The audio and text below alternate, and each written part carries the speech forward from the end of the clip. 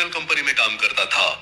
वही एक लड़की थी मीनल, जो उसकी पिछले 2 साल से गर्लफ्रेंड थी। वो दोनों एक दूसरे के साथ बहुत खुश थे। वो लोग आज बिजनेस मीटिंग के लिए कश्मीर की राजधानी श्रीनगर जा रहे थे। उन दोनों के साथ उनके 4 और कलीग थे, संजय, रागिनी, उत्कर्ष और चंदन।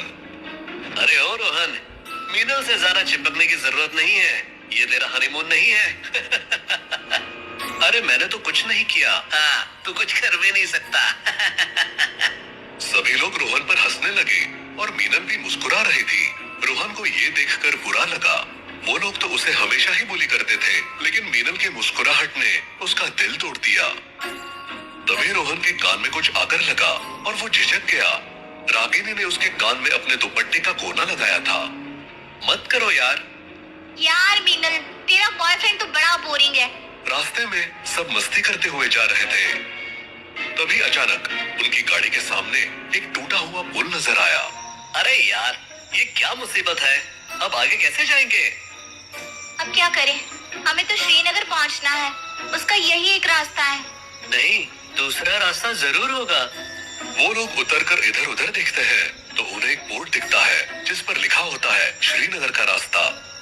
ये पढ़कर वो लोग उस रास्ते पर जाने के लिए तैयार हो जाते हैं, लेकिन रोहन उस तरफ देखता है तो उसे बहुत अजीब सा लगता है, जैसे कोई उसे देख रहा हो, कोई ऐसा जिसे वो खुद तो नहीं देख सकता, लेकिन वो जो भी है उसे घूर रहा था।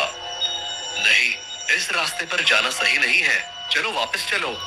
तुझे अपनी जॉब प्यारी नहीं है तो यही रुका रहे, हम लोग तो जा रहे हैं। वो सब लोग कार में बैठते हैं और संजय कार स्टार्ट करता है। हार मानकर रोहन भी उसमें बैठ ही जाता है। अरे रोहन भाई, एंजॉय कर ले, क्यों मुंह लटकाए बैठा है? नहीं, मैं ठीक हूँ। कुछ दूर बाद उन्हें एक छोटी सी चाय की टपरी नजर आई तो वो लोग वहाँ चाय पीने लगे। चारों ओर सन्नाटा था और आसपास घना जंगल। माहौल बहुत डरावना लग रहा था। भाई, ये रास्ता तो बड़ा सुनसान है, यहाँ कोई खास बात है क्या? साहब, इस रास्ते पर ध्यान से जाना। लोग कहते हैं कि इस रास्ते पर एक भटकती आत्मा है। भटकती आत्मा मतलब? कहते हैं कि एक औरत थी जिसे उसके पति ने धोखा दिया। उसका चक्कर किसी और औरत से चलने लगा। जब इस औरत को ये पता चला तो उसने पेड़ में फंदा डालकर फांसी लगा ली। वो अपने पति से बहुत प्यार करती थी। उसके मरने के बाद से उसकी आत्मा यही भटक रही है। लोग कहते हैं कि वो बहुत खतरनाक है।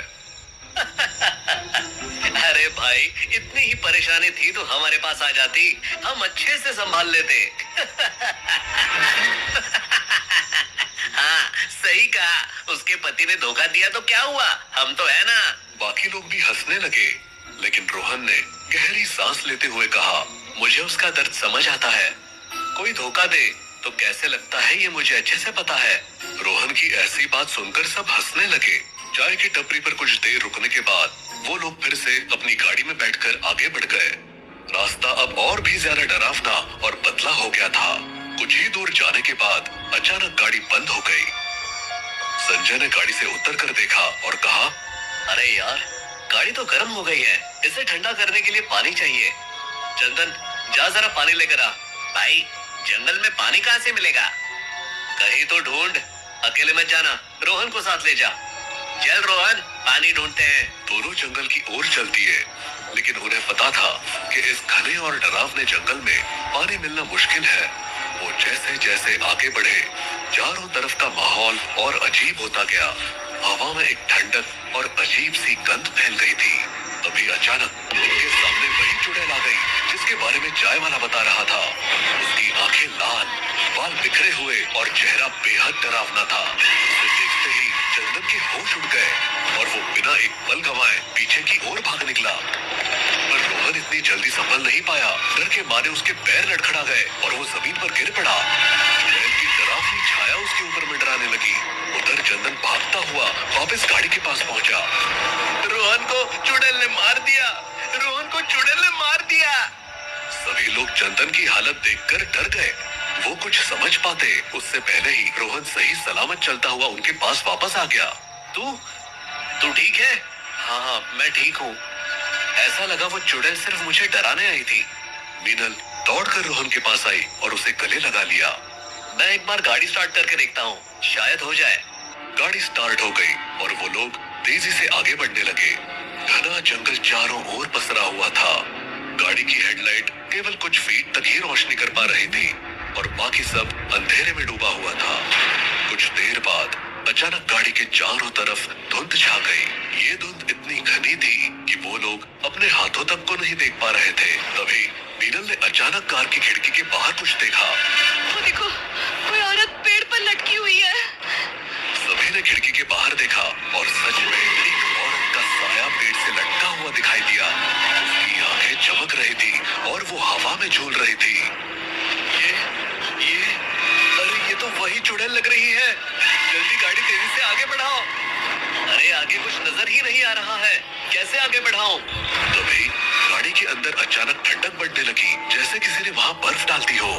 गाड़ी के शीशों पर धीरे धीरे बर्फ की परत जमने लगी। रोहन ने हीटर चालू किया लेकिन कोई फायदा नहीं हुआ। मुझे बहुत डर लग रहा है, जल्दी चलो यहाँ से। गाड़ी के चारों ओर घिरी धुंध अचानक से हटने लगी और बर्फ भी पिघल गई। सबने राहत की सांस ली और संजय ने गाड़ी की रफ्तार बढ़ा दी। कुछ देर बाद रास्ते के किनारे एक बड़ा और खूबसूरत घर दिखाई दिया। लगता है हमें यहाँ रात बितानी चाहिए। बहुत हो गया, अब और आगे बढ़ने का जोखिम नहीं ले सकते। हाँ ठीक है। हाँ ठीक है। वो लोग गाड़ी से उतरकर उस घर के अंदर चले गए। घर अंदर से भी बेहद खूबसूरत और आलीशान था। सभी ने अपने अपने कमरे चुने और आराम करने चले गए। रोहन ने मीनल को ढूंढने की कोशिश की लेकिन वो कहीं नजर नहीं आ रही थी। मीनल संजय के साथ एक सुंदर से कमरे में थी। दरअसल मीनल रोहन को चीट कर रही थी। उसका संजय के साथ अफेयर चल रहा था। चलो, हमें थोड़ा समय अकेले के लिए तो मिला। हाँ सही बात। बस 1 मिनट रुको, मैं बाथरूम होकर आता हूँ। ठीक है, जल्दी आना। जैसे ही संजय बाथरूम में गया तो इधर ये कमरा अचानक बदलने लगा। खूबसूरत कमरा अब एक भयानक खंडर में बदल चुका था। दीवार पर मकड़ियों के जाले फैले हुए थे। जमीन पर चूहे दौड़ रहे थे और चारों तरफ गंदगी पसरी हुई थी। बचाओ! बचाओ! वो भागती हुई कमरे से बाहर निकल गई। तभी संजय भी बाथरूम से बाहर आया और इस हालत को देखकर घबरा गया। वो भी मीनल के पीछे भागते हुए बाहर आ गया। लेकिन जैसे ही वो दोनों हॉल में पहुंचे, उन्होंने देखा कि पूरा घर अब उसी खौफनाक स्थिति में बदल चुका था। हर तरफ मकड़ियों के जाले, दीवारों से गिरती हुई ईंटें और डरावना माहौल। तुम कहाँ थे मीनल? लेकिन तभी अचानक रागिनी, उत्कर्ष और चंदन भागते हुए हॉल में आए। उनके पीछे वही चुड़ैल थी। उसने एक भयानक चीख मारी और तीनों को हवा में उठा लिया। सबकी आंखों के सामने उसने एक एक करके तीनों को बेरहमी से मार डाला। खून से लथपथ उनके शरीर जमीन पर गिर पड़े। रोहन, मीनल और संजय ने बिना कोई समय गंवाए बाहर की ओर भागना शुरू कर दिया। उनकी सांसें तेज चल रही थी और दिलों की धड़कनें जैसे रुकने को थी। रोहन, मीनल और संजय जैसे तैसे बाहर निकलने में कामयाब हुए, लेकिन चुड़ैल भी उनका पीछा करते हुए बाहर आ गई। भागते भागते रोहन अचानक गिर पड़ा और पिछली बार की तरह उसने रोहन को छोड़ दिया और मीनल का गला पकड़ लिया। चाहो तो मुझे मार दो, पर उसे छोड़ दो। मैं तुम्हारी मिन्नत करता हूँ। ये लड़की तुम्हें धोखा दे रही है, फिर भी तुम इसकी जिंदगी की भीख मांग रहे हो। हाँ, मुझे ये बात पहले से पता थी, लेकिन फिर भी मैं चाहता हूँ कि तुम इसे छोड़ दो और संजय को भी छोड़ दो, चाहे मेरी जान ही क्यों ना ले लो। ये सुनकर संजय और मीनल ने डर से चिल्लाते हुए कहा, हाँ, इसे मार डालो। हाँ, हमें छोड़ दो, हमें छोड़ दो। तुम इन्हें भले माफ कर सकते हो, पर मैं नहीं कर सकती। मैं धोखेबाजी कभी माफ नहीं करती।